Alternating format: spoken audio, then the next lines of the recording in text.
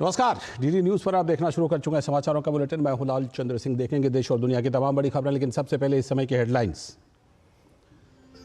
छत्तीसगढ़ में सुरक्षा बलों को मिली बड़ी कामयाबी। बस्तर में अलग अलग मुठभेड़ों में 30 नक्सली ढेर, एक जवान भी शहीद। केंद्रीय गृह मंत्री अमित शाह ने कहा, अगले साल 31 मार्च से पहले देश होने वाला है नक्सल मुक्त। उत्तर प्रदेश में संभल की एक स्थानीय अदालत ने इंडियन स्टेट वाले बयान पर राहुल गांधी को नोटिस किया जारी। 4 अप्रैल को जवाब देने या फिर पेश होने के लिए दिए निर्देश। नागपुर में हिंसा के 3 दिन बाद शहर के कुछ इलाकों से कर्फ्यू में दी गई ढील। भड़काऊ पोस्ट शेयर करने वाले अकाउंट्स की पहचान जारी। अब तक 10 मामले दर्ज। आरोपी फहीम समेत 6 लोगों पर राष्ट्रद्रोह का चलेगा मामला।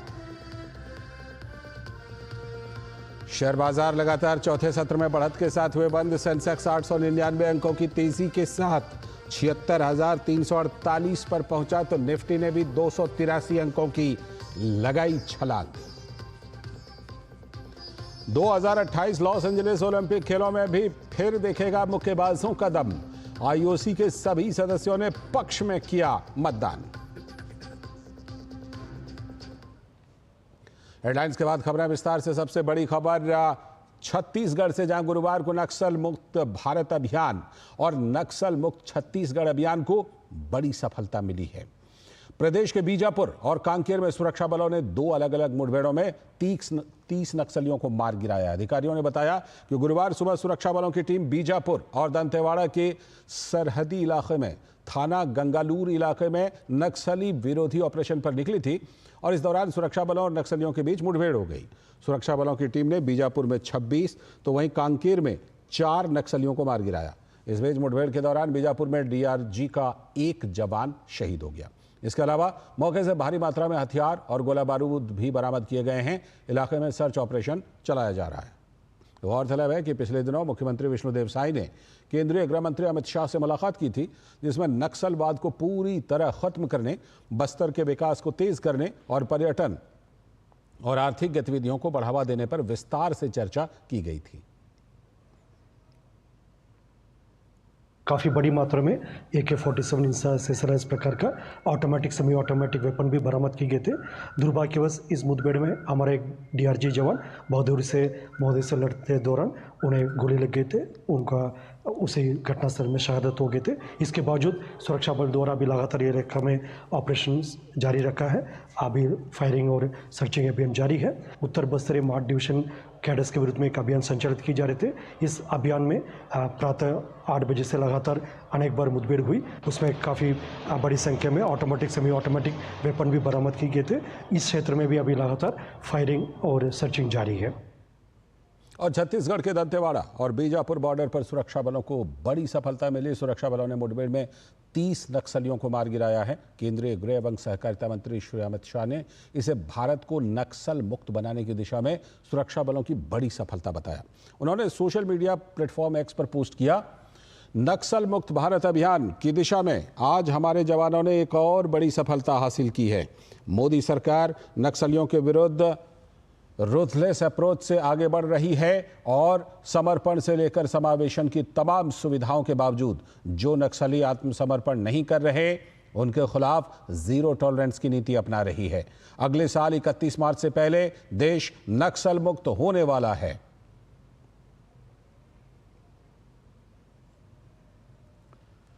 और वहीं छत्तीसगढ़ के मुख्यमंत्री विष्णुदेव साय ने दंतेवाड़ा और बीजापुर बॉर्डर पर नक्सलियों के खिलाफ मिली बड़ी कामयाबी पर खुशी जताते हुए कहा कि नक्सल उन्मूलन अभियान के तहत सुरक्षा बलों द्वारा निरंतर कार्रवाई की जा रही है। इस कार्रवाई पर मुख्यमंत्री विष्णुदेव साय ने सुरक्षा बल के जवानों के अदम्य साहस और जज्बे की सराहना की। हम अपने सुरक्षा बल के जवानों के साहस को नमन करते हैं। लगातार बहुत मजबूती के साथ वो लोग लड़ाई लड़ रहे हैं। ज़्यादा समय नहीं लगने वाला है और हमारे माननीय गृह मंत्री जी का भी संकल्प है कि 31 मार्च 2026 तक पूरे देश से नक्सलवाद को समाप्त करना है और उस तेजी के साथ काम भी हो रहा है और हमको पूरा भरोसा है कि माननीय गृह मंत्री जी का संकल्प पूरा होगा और हमारा जो बस्तर स्वर्ग है वहाँ भी पूरे देश दुनिया के लोग जा पाएंगे। डबल इंजन सरकार का यही तो फायदा हो रहा है कि समन्वय के साथ नक्सलवाद के साथ लड़ पा रहे हैं। और अब बात नागपुर हिंसा की। नागपुर में जारी तनाव को लेकर नागपुर पुलिस आयुक्त ने एक प्रेस वार्ता की। पुलिस आयुक्त लोहित मतानी ने बताया कि अब तक 80 लोगों को हिरासत में लिया गया है, जबकि अतिरिक्त 11 नाबालिगों को भी पुलिस ने कस्टडी में लिया है। अभी तक 80 लोगों के ऊपर हम वो कस्टडी में है और 11 उनके अलावा 11 लोग माइनर हैं। Accused is accused those who have engineered it, they are part of this, and if it is part of some conspiracy, that is also being established, and this is part of the investigation. और इस बीच नागपुर में भड़की हिंसा के बाद आज कई इलाकों में प्रशासन ने कर्फ्यू में ढील दी है। कानून व्यवस्था बनाए रखने के लिए पुलिस प्रशासन सतर्क है। इस बीच डीसीपी नागपुर ने आधिकारिक जानकारी देते हुए बताया कि मामले में कुल 10 एफआईआर दर्ज की गई हैं, जिनमें 4 साइबर सेल से जुड़ी हुई हैं, जिसमें मामले से जुड़े वीडियो बनाकर सोशल मीडिया के जरिए हिंसा, अभद्रता और 2 समुदायों के बीच वैमनस्य को भड़काने की कोशिश का मामला दर्ज किया गया। ये इस मामले में 4 एफआईआर दाखिल हुई हैं, 27/25, 28/25, 29/25 और 30/25। इसमें जो पहली एफआईआर है वो ये है कि जो औरंगजेब के खिलाफ में जो प्रोटेस्ट हुआ था, वो प्रोटेस्ट का जो वीडियो बनाकर और उसमें इस प्रकार की टिप्पणी कर उसको स्प्रेड किया गया, जिसमें वायलेंस को बढ़ावा दिया गया। उस पर 27/25 ऐसा एफआईआर दाखिल हुआ है। 28/25 जो वायलेंस जो वीडियोज़ हुए, उन वीडियोस को क्लिपिंग बनाकर उसको स्प्रेड किया गया, जिससे कि और फर्दर 2 समुदाय के बीच में वायलेंस हो। और तीसरा है 29/25, जिसमें अभद्र प्रकार के पोस्ट किए गए, जिससे फर्दर वायलेंस को प्रमाण दिया गया। और 30/25 में जो वायलेंस की वीडियोस हैं उनको ग्लोरीफाई किया गया। उसमें किस प्रकार के एक कैप्शन दिए गए कि अल्लाह अकबर और सर तन से जुदा, और इसकी वजह से और उसको ग्लोरीफाई करके और उसको बढ़ाने के लिए अपील की गई, वो 30/25 में। और इस प्रकार से 4 एफआईआर दाखिल की है। 230 के ऊपर प्रोफाइल्स है जिसकी इंफॉर्मेशन मांगी है, ब्लॉक करने के लिए दिया है। और अभी एफआईआर में 50 के ऊपर प्रोफाइल्स उसमें डाली गई हैं। उन सबकी जानकारी हमने जो थर्ड पार्टीज है, फेसबुक, इंस्टाग्राम, ट्विटर, यूट्यूब, उनसे हम लोग मांग रहे हैं। और उसमें जिस प्रकार से जैसे जानकारी हमारे पास आती जाएगी, उन लोगों को आइडेंटिफाई करके उनको अरेस्ट करने की प्रक्रिया चालू करेंगे। वहीं डीसीपी नागपुर ने आगे बताया कि 6 लोगों के खिलाफ राष्ट्रद्रोह का आरोप लगाया गया है, जिन्होंने सोशल मीडिया पर भड़काऊ पोस्ट डालकर हिंसा को भड़काने का काम किया था। देशद्रोह का जो चार्ज डाला गया है वो गुना नंबर 30/25 में डाला गया है, जिसके अंतर्गत जो वायलेंस हुआ पुलिस के खिलाफ में, जो पत्थरबाजी हुई, उसको ग्लोरीफाई किया गया है। उसके साथ में ऐसे कमेंट डाले गए हैं, उसमें जो कैप्शन डाला गया है अल्लाह अकबर और सर तन से जुदा, ये उस वायलेंस को ग्लोरीफाई करने के लिए और बढ़ाने के लिए, और जिसको हम लोग बोलेंगे कि आर्म्ड अग्रेशन को बढ़ाने के लिए और सबवर्सिव एक्टिविटी को बढ़ाने के लिए वो उस प्रकार के पोस्ट डाले गए हैं। उन लोगों के ऊपर केवल ये देशद्रोह का कलम लगाएंगे। 6 आरोपी हमने उसमें लिखे, उसमें फहीम खान भी है और उसमें और भी आरोपी अभी ऐड होंगे। उधर महाराष्ट्र विधानसभा में मुख्यमंत्री देवेंद्र फडणवीस ने गौ हत्या के आरोपियों के खिलाफ मकोका के तहत कार्रवाई करने की घोषणा की है। सीएम फडणवीस ने कहा कि यदि कोई आरोपी गौ हत्या के आरोप में बार बार पकड़ा जाता है तो उसके खिलाफ महाराष्ट्र संगठित अपराध नियंत्रण अधिनियम के तहत कार्रवाई की जाएगी। मुख्यमंत्री फडणवीस ने विधानसभा में बताया कि राज्य सरकार गौ हत्या पर कड़ी नजर रखे हुए है, साथ ही इस अपराध को रोकने के लिए सख्त कदम उठाए जा रहे हैं। अगली बड़ी खबर, दिवंगत बॉलीवुड अभिनेता सुशांत सिंह राजपूत की मैनेजर दिशा सालियान की मौत के मामले में नया मोड़ आ गया है। दिशा सालियान के पिता सतीश सालियान ने हाईकोर्ट का रुख किया है। सतीश सालियान ने कोर्ट में याचिका दायर कर आदित्य ठाकरे समेत कई लोगों पर गंभीर आरोप लगाए हैं। इसको लेकर आज महाराष्ट्र विधानसभा में जोरदार बहस हुई, जिसके चलते सदन को 10 मिनट के लिए स्थगित कर दिया गया। यह बहस तब शुरू हुई जब बीजेपी के विधायक अमित साटम और नितेश राणे ने इस मुद्दे को काफी आक्रामक तरीके से उठाया। नितेश राणे ने कहा कि इस मामले में निष्पक्ष तरीके से जांच हो और आरोपियों के खिलाफ सख्त कार्रवाई होनी चाहिए। दिशा सालियान के पिताजी ने जो एक क्रिमिनल एफिडेविट पिटीशन दाखिल किया है, उसके अंदर जो उन्होंने नाम लिए हैं 3 जनों को, तो उनकी चौकसी होनी चाहिए, इंक्वायरी होनी चाहिए। उनको विश्वास बैठ गया है कि उनके बेटी का गैंगरेप करके उनके ऊपर मर्डर हुआ है, ऐसा उनका विश्वास बैठ गया, जो उन्होंने सब जगह टीवी पे कहा है। तो उसके अनुसार सरकार ने उसका दखल लेना चाहिए और कार्रवाई करना चाहिए। इतनी भूमिका सभागृह ने सरकार के सामने रखी। वहीं बीजेपी के विधायक अमित साटम ने कहा कि दिशा सालियान की मौत को लेकर 2022 में जो एसआईटी का गठन किया गया था, उसकी जांच कहां तक पहुंची है, ये देश और महाराष्ट्र के लोगों के सामने आना चाहिए।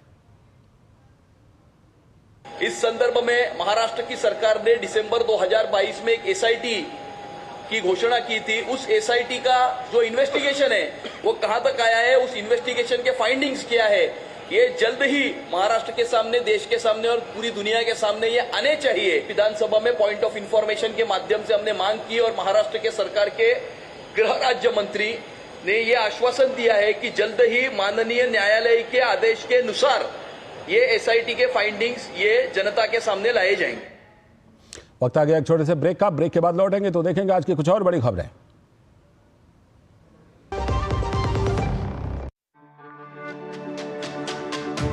मेरी पसंद, मेरी पसंद, मेरी पसंद, मेरी पसंद,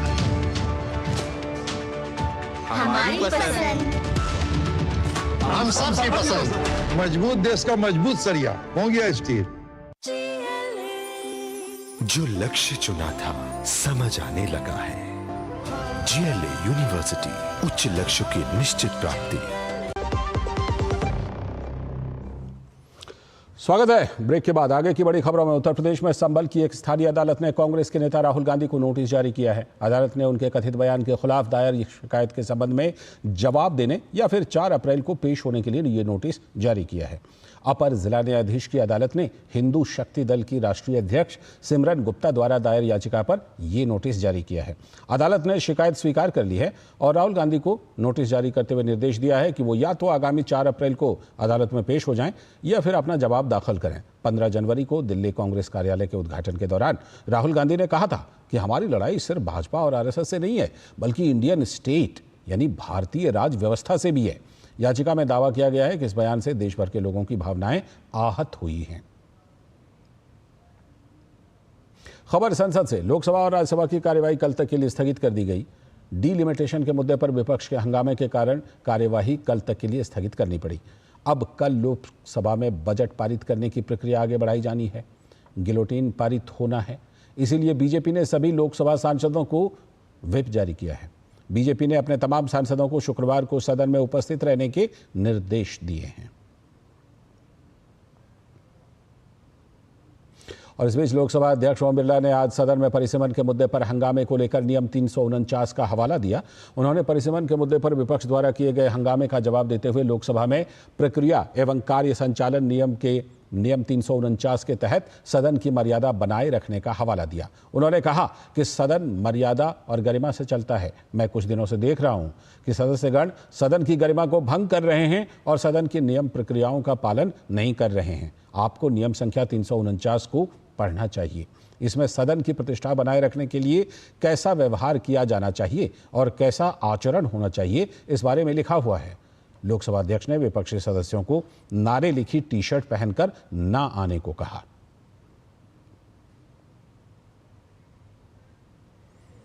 और भारतीय जनता पार्टी की राज्यसभा सांसद किरण चौधरी ने संसद की कार्यवाही लगातार बाधित करने के लिए विपक्ष को जमकर विपक्ष पर निशाना साधा। उन्होंने कहा कि संसद के नियमों की अवहेलना करना विपक्ष की आदत सी बन गई है और लगातार विपक्ष मर्यादाओं का उल्लंघन कर सदन को बाधित कर रहा है। भारतीय जनता पार्टी की सांसद किरण चौधरी जी हमारे साथ हैं। मैम, जिस तरह से आज लोकतंत्र की एक तस्वीर देखने को मिली, जब विपक्ष ने न सिर्फ हंगामा किया, कई बार सदन को बाधित भी किया, और खासकर बात करें विपक्षी सांसदों में डीएमके और कांग्रेस के सांसद टी-शर्ट्स पहन के सदन के अंदर भी गए। विपक्ष जो है, क्योंकि पूरी तरह से मुद्दाविहीन है, उनके पास कोई मुद्दे ही नहीं रह गए हैं, तो ये सारा का सारा ये इस तरह की नौटंकी जो है ये विपक्ष ने करनी शुरू कर दी है। इस तरह से विपक्ष जो कार्रवाई कर रहा है कि टी-शर्ट्स पहनकर आप अंदर आ जाएं, डिलिमिटेशन के ऊपर उसके ऊपर लिखा हुआ है। देखिए ये सारी लीगल प्रोसेसेस हैं। इसको जो है एक राजनीतिक मुद्दा बनाना, ये सचमुच में दर्शाता है कि अब इन लोगों के पास कुछ रह नहीं गया। किरण जी, आज एक और बहुत अहम दिन था जब राज्यसभा में, खासकर क्योंकि आप राज्यसभा से आती हैं, गृह मंत्रालय के कामकाज को लेकर चर्चा होनी थी। स्वयं होम मिनिस्टर रहने वाले थे और इस पर चर्चा का जवाब देने वाले थे। इसके अलावा एक अहम बिल जो बैंकिंग सेक्टर के लिए बड़ा बदलाव ला सकता है, जो लोकसभा से पारित हो गया, आज राज्यसभा में वित्त मंत्री निर्मला जी लेकर आने वाली थी। और उसका भी कहीं ना कहीं ये बहुत बड़े दिन का हनन हुआ है। देखिए होम मिनिस्ट्री एक बहुत ही अहम मिनिस्ट्री है जो अमित शाह जी हमारे हेड कर रहे हैं, और उनकी उपस्थिति के अंदर सारी की सारी चर्चा होनी थी।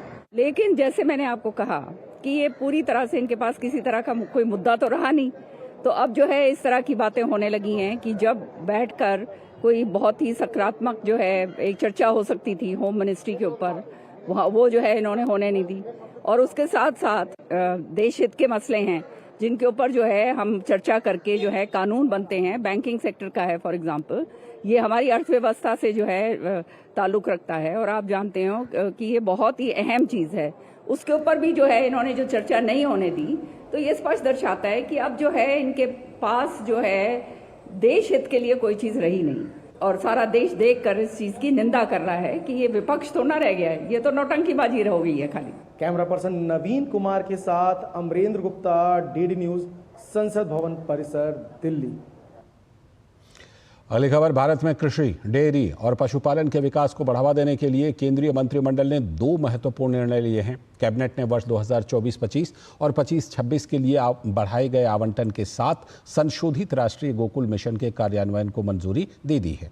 इसमें 1000 करोड़ रुपए का अतिरिक्त परिव्यय है, जिसमें 15वें वित्त आयोग की अवधि 2021-22 से 25-26 के लिए कुल बजट 3400 करोड़ रुपए हो जाएगा। यह मिशन कृत्रिम गर्भाधान यानी AI और इन विट्रो फर्टिलाइजेशन यानी IVF के माध्यम से दूध उत्पादन की उत्पादकता में सुधार लाने पर ध्यान केंद्रित करेगा। इसके अतिरिक्त इसमें कौशल विकास पर फोकस रहेगा और किसान जागरूकता कार्यक्रम आयोजित किए जाएंगे। इसके साथ ही उत्कृष्टता केंद्रों की स्थापना की जाएगी और केंद्रीय मवेशी प्रजनन फार्मों को मजबूत किया जाएगा। राष्ट्रीय गोकुल मिशन के तहत पिछले 10 वर्षों में दूध उत्पादन में 63.55% की वृद्धि हुई है।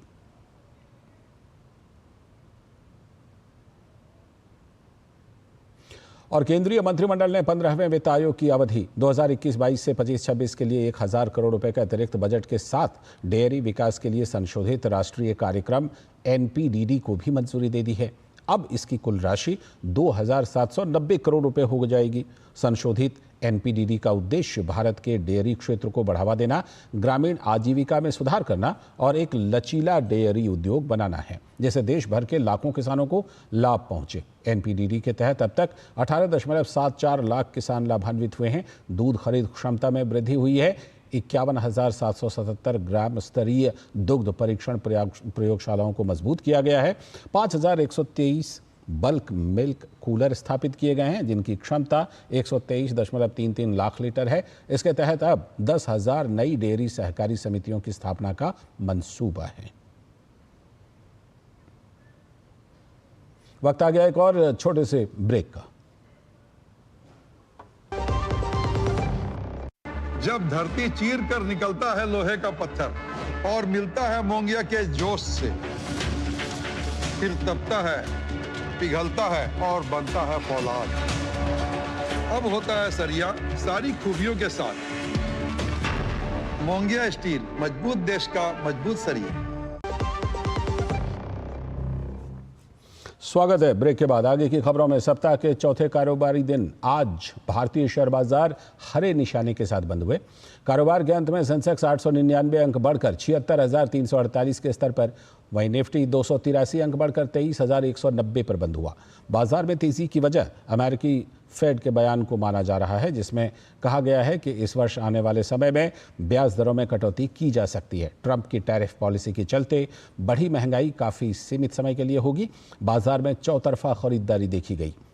लार्ज कैप के साथ साथ मिड कैप और स्मॉल कैप भी हरे निशानों में बंद हुए। निफ्टी मिड कैप 100 इंडेक्स 327.30 अंक की तेजी के साथ 51,144 और निफ्टी स्मॉल कैप 100 इंडेक्स 110.45 अंक की बढ़त के साथ 15,858 पर बंद हुआ। Auto, IT, PSU bank, financial services, pharma, FMCG, metal, reality, media, energy और प्राइवेट बैंकों में तेजी देखने को मिली। अमेरिका के टैरिफ लगाने की धमकियों के बाद से जहां एक और वैश्विक बाजार में हलचल है, तो वहीं भारतीय अर्थव्यवस्था इससे निपटने के लिए पूरी तरह तैयार है।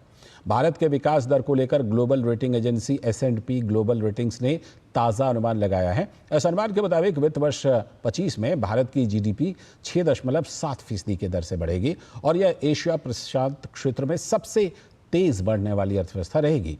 रेटिंग एजेंसी का कहना है कि भारत का US के प्रति कम एक्सपोजर होने के चलते टैरिफ का असर कम होगा। रिपोर्ट में कहा गया है कि हमारी रेटिंग वाली अधिकांश भारतीय कंपनियों की आय में धीमापन आ सकता है, लेकिन बीते कुछ वर्षों में ऑपरेटिंग स्तर पर सुधार और वित्तीय क्षमता बढ़ने के कारण कंपनियां ऐसे दबावों को झेलने में सक्षम हैं। देश में मौजूद कंपनियों को बढ़ती हुई अर्थव्यवस्था, कंज्यूमर खर्च में बढ़ोतरी और अच्छे इंफ्रास्ट्रक्चर से भी फायदा होगा। रिपोर्ट में कहा गया कि भारतीय कंपनियां मजबूत वृद्धि और क्रेडिट क्वालिटी के कारण सुरक्षित हैं और अधिकांश कंपनियां बढ़ती हुई लिक्विडिटी के कारण ऑनशोर फंडिंग हासिल करने पर ध्यान केंद्रित करेंगी। रिपोर्ट में उम्मीद जताई गई है कि वित्त वर्ष 2025 में S&P ग्लोबल रेटिंग वाली फर्मों का औसत आय और EBITDA वृद्धि करीब 8% तक रह सकती है। स्टील, केमिकल और एयरपोर्ट सेक्टर औसत से अधिक EBITDA वृद्धि दर्ज कर सकते हैं।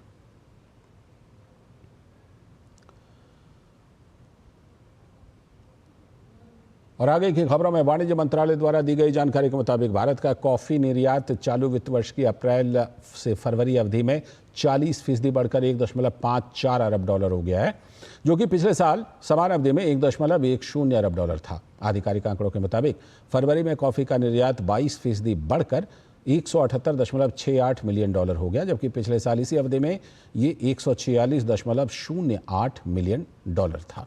भारतीय रुपयों में देश का कॉफी निर्यात चालू वित्त वर्ष की अप्रैल फरवरी अवधि में 43.37% बढ़कर 13,000 करोड़ रुपए से भी अधिक हो गया, जो पिछले वित्त वर्ष की समान अवधि में 9,070 करोड़ रुपए था। भारत दुनिया में कॉफी का 7वां सबसे बड़ा उत्पादक और 5वां सबसे बड़ा निर्यातक है।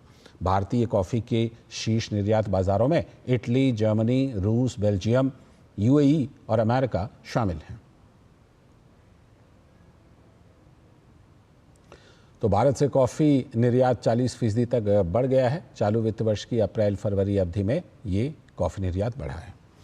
एक वक्त हुआ करता था जब सुबह की पहली किरण के साथ ही नन्ही गौरैया आंगन में फुदकने के साथ ही अपनी चहचहाहट से पूरे घर को गुलजार करती थी। आंगन में फुदक फुदक कर दाना चुनना और कोई आहट होने पर फुर्र से उड़ जाना तो बच्चों के लिए किसी कौतूहल से कम नहीं होता था। लेकिन वक्त बदला और आज नौबत यहाँ तक आ पहुंची कि सैकड़ों की संख्या में मौजूद रहने वाली गौरैया आज विलुप्त होने के कगार पर पहुंच चुकी है। पारिस्थितिकी तंत्र के लिए महत्वपूर्ण इस छोटी सी चिड़िया को बचाने के लिए हर साल 20 मार्च को विश्व गौरैया दिवस मनाना पड़ रहा है।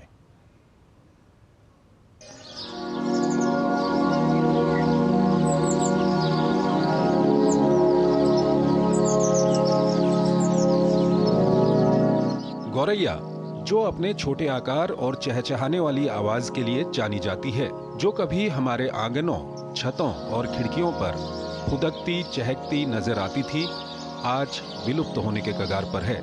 मनुष्यों के आसपास रहने की वजह से सामाजिक पक्षी कही जाने वाली गौरैया आज समाज से ही दूर होती जा रही है। गौरैया की संख्या दिनों दिन घटती जा रही है। बढ़ते शहरीकरण, मोबाइल टावरों के रेडिएशन और कंक्रीट के जंगलों के फैलाव के साथ ही प्रदूषण और कृषि पद्धतियों में बदलाव ने इसका घर छीन लिया है। इसके कारण गौरैया की संख्या में लगातार गिरावट आ रही है। एक आकलन के मुताबिक दुनिया भर में गौरैया की संख्या करीब 1.6 अरब है। IUCN यानी international union for conservation of nature ने गौरैया की घटती आबादी को देखते हुए 2002 में इसे लुप्त प्राय प्रजातियों में शामिल कर दिया। वहीं भारत सरकार ने इसे वन्यजीव संरक्षण अधिनियम 1972 की अनुसूची 2 में शामिल किया है।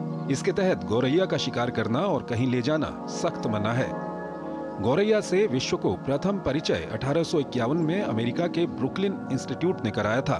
गौरैया पर गहराते संकट से चिंतित प्रधानमंत्री नरेंद्र मोदी ने मन की बात में इसे जैव विविधता के लिए अहम बताते हुए इसके संरक्षण के लिए लोगों से अपील की।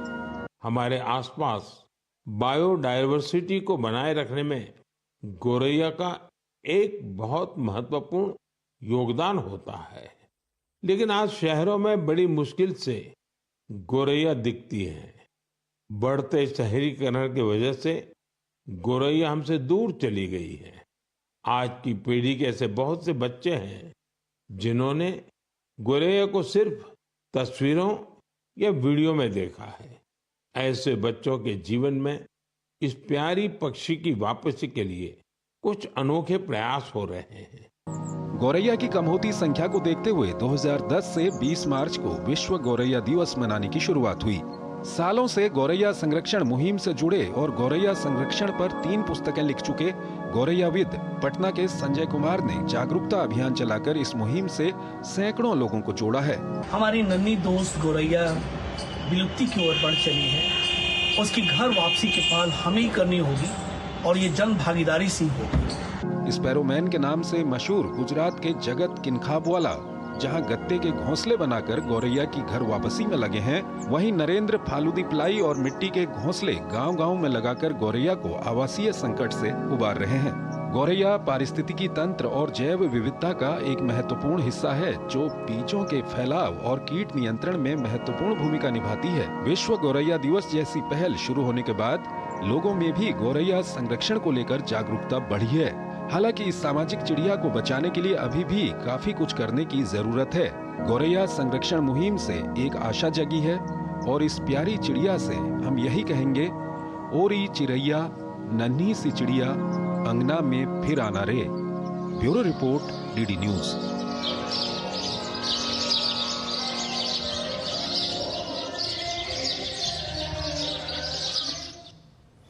वाकई ये बड़ी चिंता की बात है। बढ़ते हैं अगली खबर की तरफ। दिल्ली में रायसीना डायलॉग के तहत डिजिटल पब्लिक इंफ्रास्ट्रक्चर पर कॉन्क्लेव का आयोजन हुआ। इस कार्यक्रम में विदेश सचिव विक्रम मिस्री भी शामिल हुए।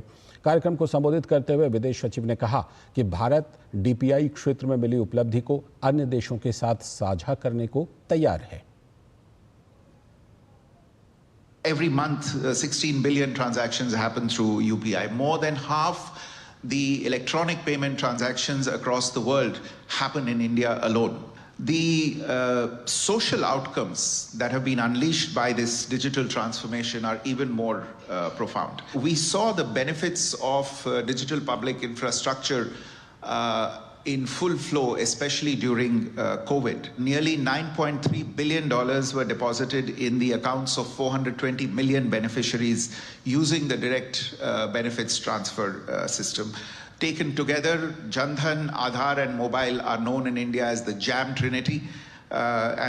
This represents the world's largest financial inclusion program. 19 countries have entered into agreements and understandings with India on the India Stack. अगली खबर, भारत ने स्वदेशी रूप से डिजाइन और विकसित ATAGS आर्टिलरी गन के लिए CCS की मंजूरी के साथ अपनी रक्षा क्षमताओं को मजबूत किया है।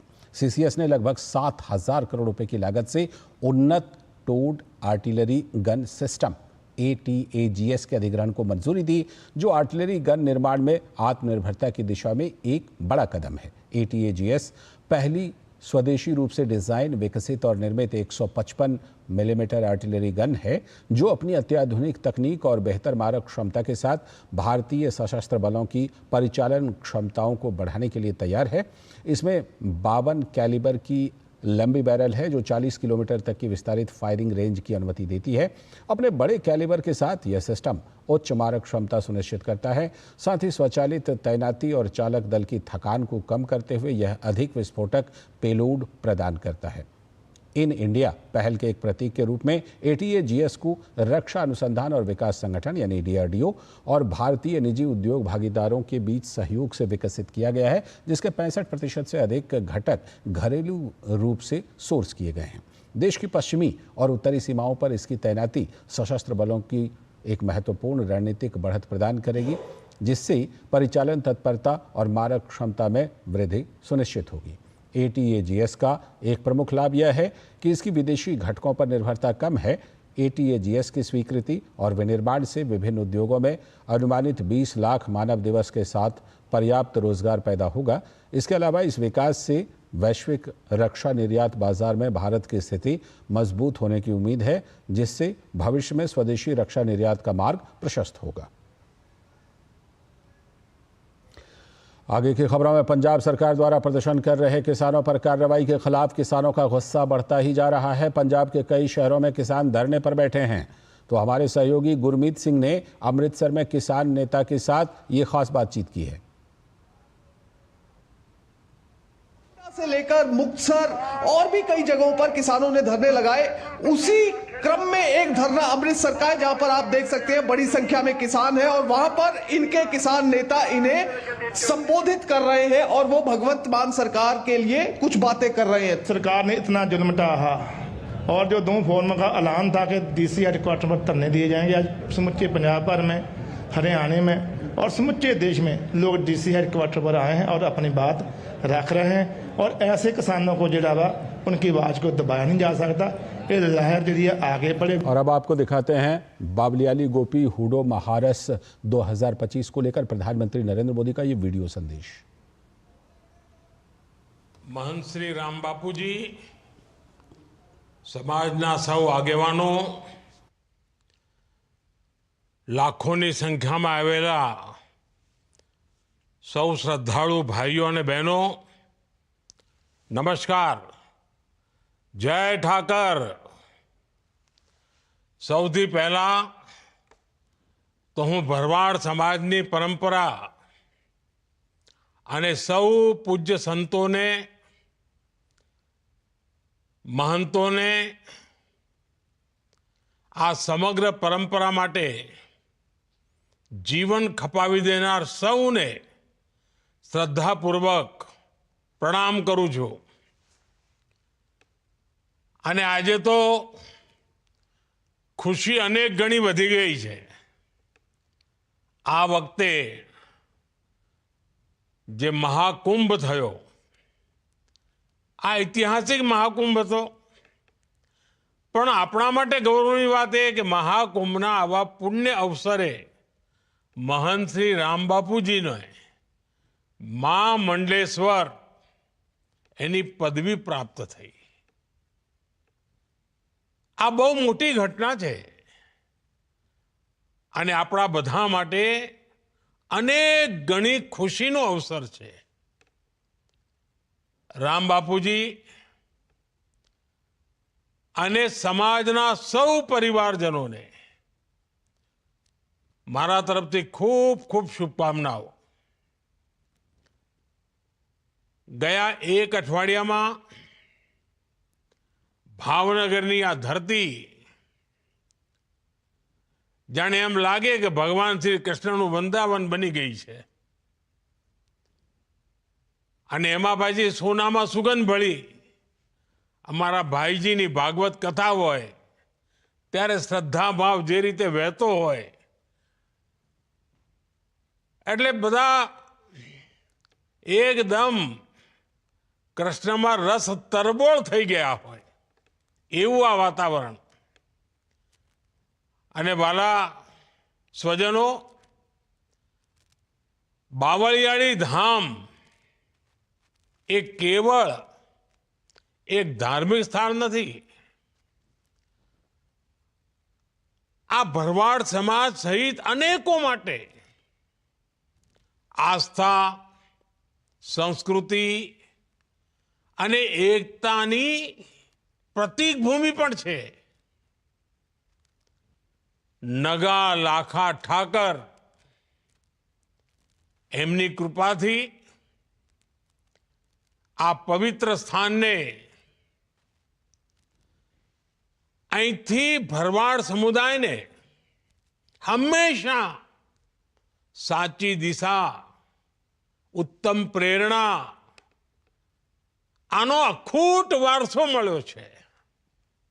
આજે આ ધામમાં શ્રી નગા લખાના ઠાકર મંદિરની પુનઃ પ્રાણ પ્રતિષ્ઠા આ પણ એક રૂડો અવસર છે આપણે ત્યાં।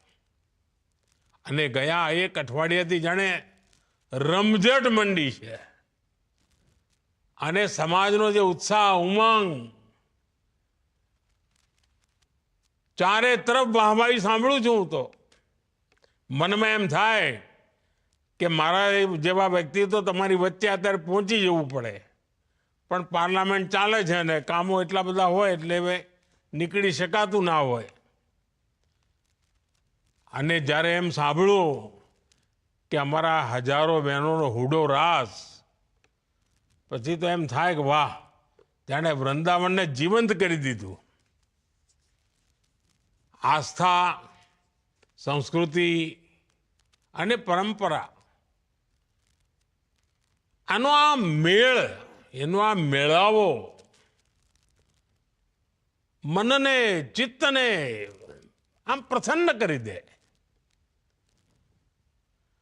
આ બધા કાર્યક્રમોની વચ્ચે જે કલાકાર ભાઈઓએ, બહેનોએ ભાગ લીધો અને આખા એ પ્રસંગને જીવંત બનાવ્યો અને સમયાનુકૂળ સમાજને સંદેશ આપવાનો એ પણ એમણે કથા દ્વારા આપ્યો.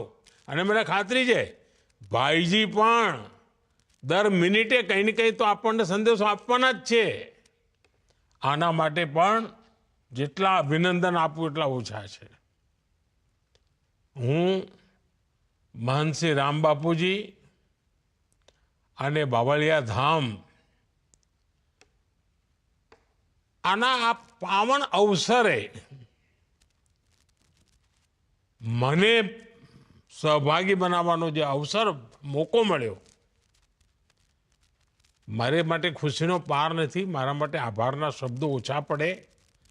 ઉપરથી મારે તો ક્ષમા માગવી પડે કે આવા પવિત્ર અવસરે હું આવી નથી શક્યો, કારણ તમારો બધાનો મારા પર પૂરેપૂરો હક છે.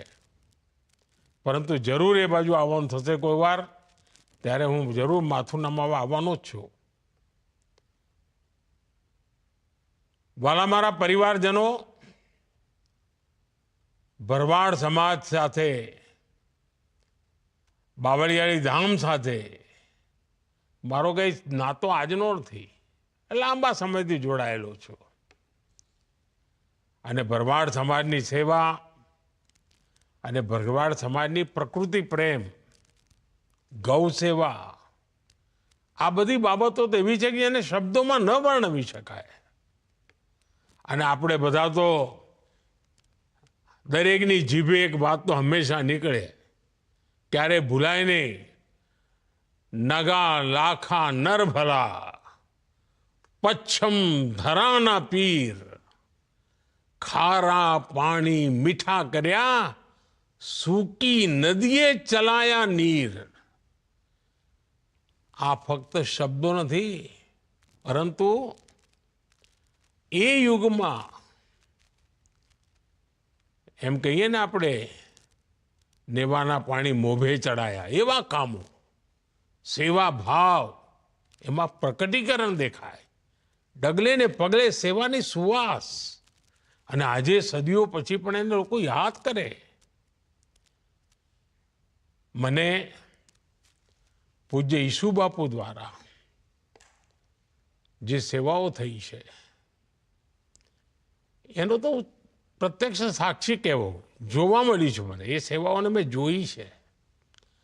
આપણા ગુજરાતમાં તો અવારનવાર દુષ્કાળ પડે. એક જમાનો તો 10 વર્ષમાં 7 વર્ષ આપણે દુષ્કાળમાં જીવીએ. અને આપણું ધંધુકામાં તો લોકો એમ કે દીકરીને ધંધુકા ના દેતા, બંદૂકે દેજો પણ ધંધુકા ના દેતા, આવું કહેતા. આપણું ધંધુકા, રાણપુર પાણી માટે વલખામ મારનારો પ્રદેશ. અને એ વખતે પૂજ્ય ઈસુ બાપુની સેવાઓ, પીડિતોની મદદ કરવાની એમની ખેવના, એ ઉડીને આંખે વળગે. હું જ નહીં, આખા ગુજરાતમાં એમણે જે કરેલા કામો છે ને એને તો દેવકાર્ય રૂપે લોકો ઓળખાવે. અને એના વખાણ કરતા જીભ સુકાય નહીં એવી એટલા બધા વખાણ. આપણા વિચરતી જાતિના ભાઈ બહેનો એના બાળકોની શિક્ષણનું કામ હોય, એટલું જ નહીં પર્યાવરણ માટે પણ એટલું જ સમર્પણ, અને ગીર ગાયોની સેવા, કોઈ બી કામ તમે લો, આપણને આ પરંપરાના દર્શન જોવા મળે. વાલા સ્વજનો, ભરવાડ સમાજે હંમેશા પરિશ્રમમાં ક્યારે પાછી પાની નથી કરી. ત્યાગની વાત હોય, પરિશ્રમની વાત હોય, હંમેશા આગળ રહ્યો છે. પણ તમને બધાને ખબર છે, હું જ્યારે તમારી વચ્ચે આવ્યો છું ત્યારે કંઈક કડવી વાત કર્યા વિના રહ્યો જ નથી. હું હંમેશા કહું ભરવાડ સમાજમાં આવું કે ભાઈ હવે લાકડીઓનો જમાનો ગયો, હવે બહુ લાકડીઓ લઈને ફર્યા, હવે તો કલમનો જમાનો છે. અને મારે ગર્વ સાથે કહેવું પડે કે ગુજરાતમાં જેટલો સમય મને સેવા કરવાનો મોકો મળ્યો, મારી વાતને ભરવાડ સમાજના નવી પેઢીએ સ્વીકારી, બાળકો ભણી ગણીને આગળ આવવા માંડ્યા.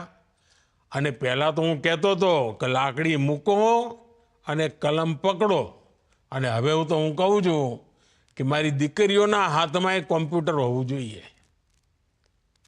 બદલાયેલા જમાનામાં આપણે ઘણું બધું કરી શકીએ, અને આ જ આપણી પ્રેરણા હોય. અને આપણો સમાજ તો પ્રકૃતિ સંસ્કૃતિ બંનેનો સંરક્ષક છે. અને આપે તો સાચ અર્થમાં અતિથિ દેવો ભવ એને એમ જીવંત કરી બતાવ્યું છે. આપણે ત્યાં જેને કહીએ ચરવાહ સમાજ, બલુઆ, એ કેવી પરંપરા, આના વિશે તો બહુ ઓછા લોકોને ખબર છે. આપણો એવો સમાજ છે, તમને ક્યારેય ભરવાડ સમાજનો કોઈ માણસ તમને વૃદ્ધાશ્રમમાં જોવા ના મળે. સંયુક્ત પરિવાર, બુજુર્ગોની સેવા કરવી, એ તો આમ જાણે પરમાત્માની સેવા કરતા એવો ભાવ. વૃદ્ધાશ્રમમાં ના મોકલે વડીલોને, સાહેબ સેવા કરે. આ નવી પેઢીને આપેલા સંસ્કાર બહુ મોટી બાબત છે. ભરવાડ સમાજના સામાજિક જીવનના જે નૈતિક મૂલ્યો છે, એના જે પારિવારિક મૂલ્યો છે, એ હંમેશા મજબૂત કરવાનો પેઢી દર પેઢી પ્રયાસ થયો છે. વાલા સ્વજનો, મને એ વાતનો સંતોષ છે કે આપણો સમાજ આપણી પરંપરાઓને સાચવી પણ રાખે છે, અને આધુનિકતા તરફ પણ હવે તેજ ગતિથી આગળ વધી રહ્યો છે. વિચરતી જાતિના પરિવારોના બાળકો ભણે, છાત્રાવાસની સુવિધાઓ બને, આપણે એક મોટી સેવા છે. આ સમાજને આધુનિકતા સાથે જોડનારું કામ, અને દેશ અને દુનિયામાં નવા અવસરોમાં જોડાય. અને હવે તો મારા તો ઈચ્છા છે આપણી દીકરીઓ રમતગમતમાં ખૂબ આગળ આવે એવી તાકાત પડી છે. આપણે જરા એના માટે મહેનત કરવી જોઈએ. હું તો જ્યારે ગુજરાતમાં હતો, હું જોતો ખેલ મહાકુંભમાં નાની નાની આપણી દીકરીઓ બધી નિશાળે જાય, પણ રમતગમતમાં નંબર નહીં આવે. હવે એમનામાં શક્તિ પડી છે, અને પરમાત્માએ એમને કાઠું પણ આપ્યું છે. તો જરા આપણે ચિંતા કરીએ એમ.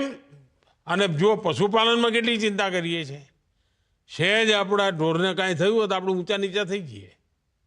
આપણા બાળકો માટે પણ એટલો જ ભાવ અને લાગણીથી આપણે કરવાનું છે.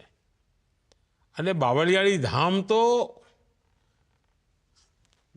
ચાહે પશુપાલન તો બરાબર છે, પણ ગીર ગાયોની નસ્લ, એના માટે જે એમણે ચિંતા કરી છે, એના કારણે આજે આખો દેશ ગર્વ લે છે. આજે દુનિયામાં ગીર ગાયની વાહવાહી થાય છે. મારા સ્વજન ભાઈ પરિવારજનો, હું અને તમે જુદા નથી, આપણે બધા સાથી છીએ. મને તો હંમેશા લાગ્યું છે કે હું તો તમારા જ માટે એક પરિવારના સદસ્ય તરીકે તમારી વચ્ચે રહ્યો છું હંમેશા. અને આજે બાવળિયાળી ધામ જે પરિવારજનો બધા આવ્યા છે, લાખો લોકો જ્યારે અહીં બેઠા છે તો મને પણ થોડો તો હક તો ખરો ને. તો હું પણ આજે તમારી પાસે કંઈ માગવું છે અને આગ્રહ કરવાનો છું. અને મને ખાતરી છે તમે મને ક્યારેય નિરાશ નહીં કરો. જો આપણો દેશ હવે આમ આવી રીતે આપણે નથી રહેવું, આપણે એકદમ કૂદકો મારવાનો છે અને 25 વર્ષમાં વિકસિત ભારત બનાવીને જ રહેવું છે. હવે જો તમારી મદદ ના મળે તો મારું આ કામ અધૂરું રહી જાય.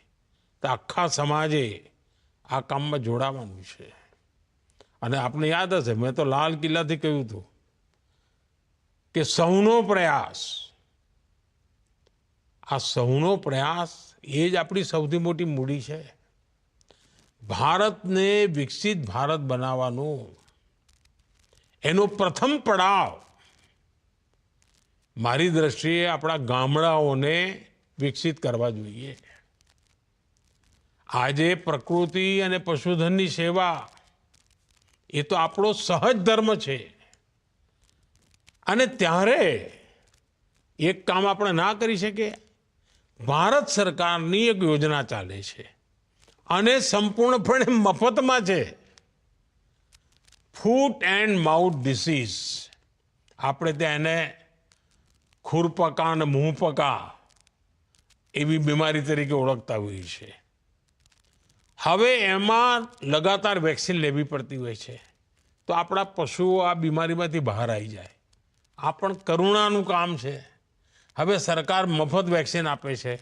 આપણે નક્કી કરીએ કે આપણા સમાજ પાસે જેટલું પણ પશુધન છે એને આ વેક્સિનેશન અવશ્ય કરાવીએ, નિયમિત કરાવીએ તો આપણને ભગવાન શ્રી કૃષ્ણના નિરંતર આશીર્વાદ મળશે. આપણો ઠાકરીઓ આપણી મદદમાં આવશે. અને અમારી સરકારે એક બીજું મહત્વનું કામ કર્યું છે. પહેલાં ખેડૂતો પાસે કિસાન ક્રેડિટ કાર્ડ હતું. હવે આપણે એ કિસાન ક્રેડિટ કાર્ડ પશુપાલકો માટે પણ એનો આપવાનું નક્કી કર્યું છે. આ કિસાન ક્રેડિટ કાર્ડના કારણે પશુપાલકો બેંકમાંથી ખૂબ ઓછા પૈસે, ઓછા વ્યાજે એમને પૈસા મળી શકે પોતાના કારોબારના વિસ્તાર કરવા માટે. ગાયોની દેશી નસલો એને વધારવા માટે થઈને એના વિસ્તાર માટે, એના સંરક્ષણ માટે રાષ્ટ્રીય ગોકુળ મિશન પણ ચાલી રહ્યું છે. અને મારી તમને વિનંતી છે કે ભલે હું અહીંયા દિલ્હીમાં બેઠા બધું કર્યા કરું પણ તમે જો ફાયદો ના લો તો એવું કોઈ ચાલે? તમારે એનો ફાયદો લેવો પડે. અને તમે મને આશીર્વાદ આપશો એ તો કોઈ, મને તો બધા હાલ લાખો પશુઓના આશીર્વાદ મળશે, જીવ માત્રના આશીર્વાદ મળશે.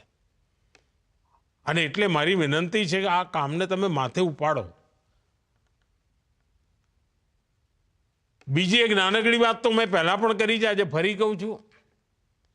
વૃક્ષારોપણનું મહત્વ આપણે જાણીએ છીએ અને આ વર્ષે મેં એક અભિયાન ચલાવ્યું. દુનિયાના લોકો એની વાહવાહી કરે છે અને મેં કહ્યું ભાઈ એક વૃક્ષ આપણી માતાના નામે, માતા જીવિત હોય તો એને હાજર રાખીને વૃક્ષ વાવીએ અને માતા ના હોય તો આપણે એનો ફોટો સાથે રાખીને વૃક્ષ વાવીએ. અને આપણે તો એવા ભરવાડ સમાજના લોકો કે આપણા ત્રીજી પેઢીના, ચોથી પેઢીના એ વડીલો 90 વર્ષે 100 વર્ષે જીવતા હોય, આપણે સેવા કરતા હોઈએ. તો આપણે માતાના નામે ઝાડ વાવીએ, વૃક્ષો વાવીએ અને ગર્વ કરીએ કે આ મારી માતાના નામે છે, મારી માતાની યાદમાં છે. અને આપ જાણો છો આપણી ધરતી માં એને આપણે કેટલી દુઃખી કરી મૂકી છે. પાણી કાઢ્યા કર્યા, તરસી કરી દીધી, કેમિકલ નાખ્યા કર્યા, એટલે ઝેર એના પર પાથરી કર્યું. આ ધરતી માને ફરી સ્વસ્થ બનાવવાની જવાબદારી આપણી છે. અને આપણા પશુપાલકો પાસે જે પશુ છે એનું જે ગોબર છે એ પણ મોટું ધન છે. એ આ ધરતી માને નવી તાકાત આપે એમ છે. અને એના માટે જે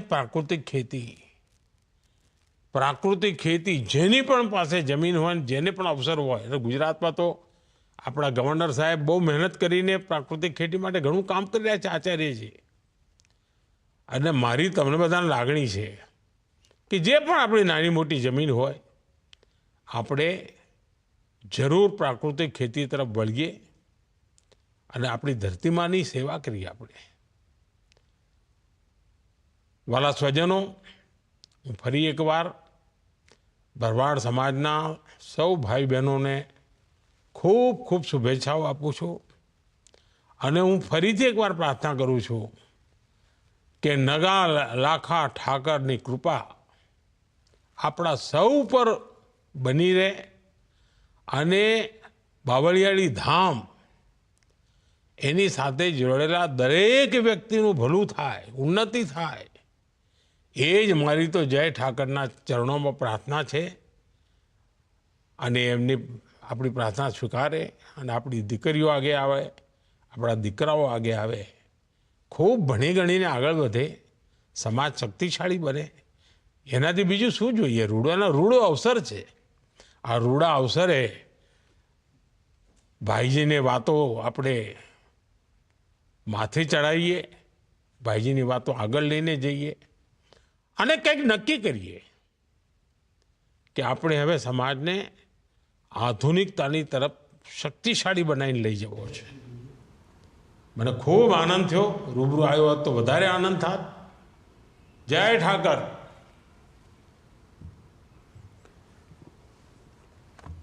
तो आप ये वीडियो संदेश देख रहे थे जो प्रधानमंत्री नरेंद्र मोदी ने ये वीडियो संदेश दिया है बावलियाली गोपी हूडो महारस 2025 कार्यक्रम को लेकर. प्रधानमंत्री नरेंद्र मोदी का ये वीडियो संदेश. अभी वक्त है एक छोटे से ब्रेक का.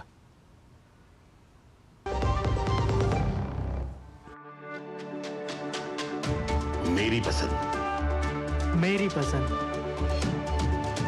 मेरी पसंद, मेरी पसंद, हमारी पसंद, हम सबकी पसंद. मजबूत देश का मजबूत सरिया होंगे स्टील.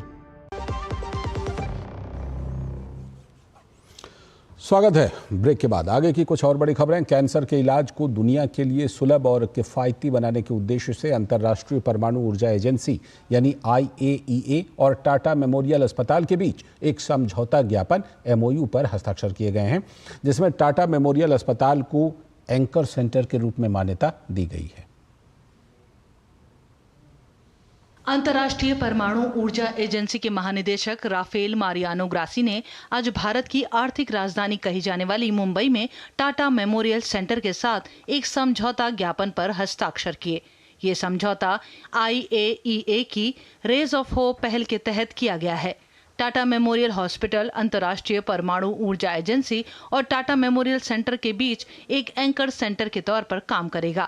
इस पहल के तहत IAEA प्रशिक्षण, उपकरण सहायता, अनुसंधान और नवाचार में सहयोग प्रदान करेगा. The IAEA has been working in the past with India and with the Tata Center, but we have come to the conclusion jointly that the level of the situation in terms of cancer cases in the world requires more collaboration, more cooperation. So this is why we decided to join our efforts. The signing of this memorandum of understanding means that now the Tata Medical Center is going to be what we call an anchor center, which means that we are going to have dedicated teams working together, IAEA and Tata teams working together, going to countries, providing training, technology as may be needed. So it's a very important moment for us. अंतर्राष्ट्रीय परमाणु ऊर्जा agency raise of hope पहल के माध्यम से anchor सेंटरों की पहचान करके उन्हें परिभाषित करेगी. इन केंद्रों में कैंसर के इलाज से जुड़ी ट्रेनिंग, शोध परियोजनाओं में भागीदारी और अन्य रेडियोथेरेपी और मेडिकल इमेजिंग केंद्रों की विशेषज्ञता और मेंटरशिप प्रदान की जाएगी. महानिदेशक ग्रासी ने कहा कि विश्व के संस्थानों को एक साथ आना होगा ताकि कैंसर के इलाज को सुलभ और किफायती बनाया जा सके. ये पहल उसी दिशा में एक अहम कदम है. उन्होंने कहा कि एंकर सेंटर के रूप में भारत को चुना जाना स्वाभाविक है क्योंकि टाटा मेमोरियल सेंटर का कार्य अनुकरणीय है. What we need is to garner and to get as much international cooperation as possible. There are institutions, foundations, philanthropists like the Tata family did all over the world, which are willing to help. What we need to offer them is realistic and effective programs that can deliver instead of dispersing the resources on bureaucracy. So what we have here is a hospital, basically, that cares for people. You have an international organization, we join hands and we go out there just for that. Austria, Montenegro, Holy See में भारत के राजदूत और Vienna में अंतर्राष्ट्रीय संगठनों में स्थानीय प्रतिनिधि शंभू कुमारन ने IAEA की गतिविधियों, विशेष रूप से कैंसर थेरेपी के कार्यक्रम के प्रति भारत की प्रतिबद्धता को दोहराया। इस अवसर पर कई गणमान्य व्यक्तियों के साथ परमाणु ऊर्जा के अध्यक्ष और परमाणु ऊर्जा विभाग के सचिव डॉक्टर AK मोहंती और टाटा मेमोरियल सेंटर के निदेशक डॉक्टर सुदीप गुप्ता भी शामिल रहे। मुंबई से श्यामा मिश्रा, DD न्यूज। और इसी के साथ इस बुलेटिन में फिलहाल इतना ही। नमस्कार।